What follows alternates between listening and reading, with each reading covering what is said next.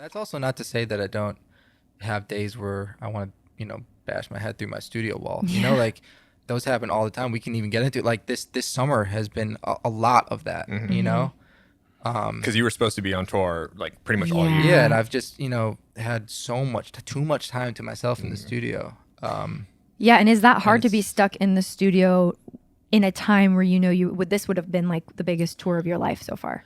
Yeah, well, I think it's this kind of two-faced. Like one, obviously I am well aware of the opportunities that are not happening. Like I probably all in all missed out on 80, 90 shows, which as someone who I love touring and I love playing shows, like that is hard.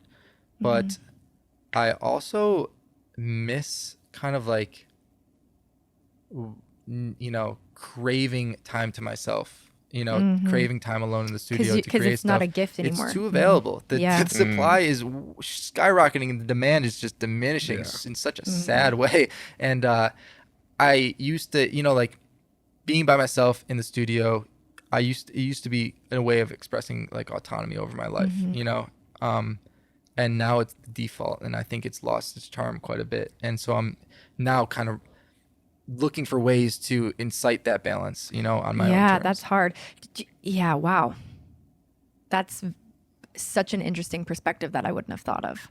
So it's like really the you want what you can't have kind of thing. Like that's how you would more simply put it, right? Totally, like when you're on tour, you want to be home and writing the next record, but Of like when course. you're at home, you want to be on tour playing the Of next course, show. yeah. But usually I think naturally I have a balance of that. Yeah. Naturally I have that, and now I have to kind of create that balance myself. I have to kind of diversify what I'm doing. Yeah.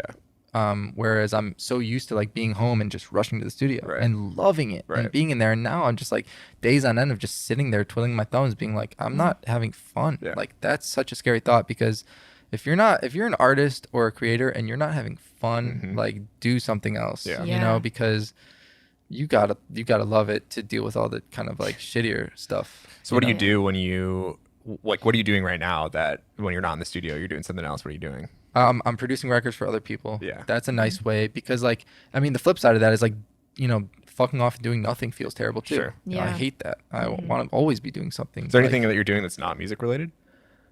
Is there anything? I've been trying to, play basketball more with my roommates and stuff. So that's nice. Yeah. Exercise is a nice outlet. I went on a hike this morning, just got my ass kicked. It felt amazing.